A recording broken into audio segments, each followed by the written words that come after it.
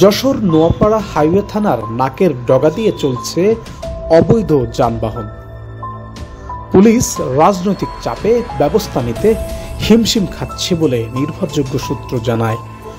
ঘটনার নেপথ্যে আরো বিস্তারিত জানতে হলে যেতে হবে নোয়াপাড়ার যশোর খুলনা মহাসড়কে।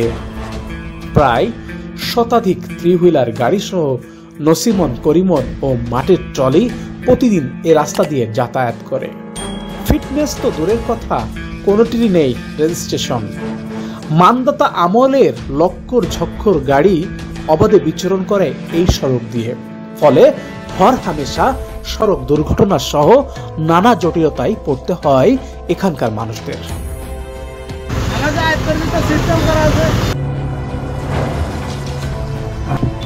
হাইওয়ে থানার ওসি মাহবুবুর রহমানকে অর্থ দিয়ে ম্যানেজ করতে না পারলেও কয়েকজন হাইওয়ে পুলিশকে ম্যানেজ করছে এখানকার অবৈধ যানবাহনের মালিকগণ, এমন তথ্য উঠে আসে আমাদের অনুসন্ধানে।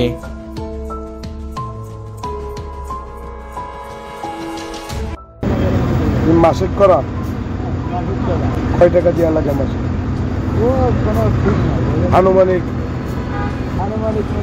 ওই 200-250। এই 200-250 টাকা কোথায় দেওয়া লাগে? হাইওয়ে থানারও নাকি? না হাইওয়ে থানাকে নাকি তোমার থানাকে?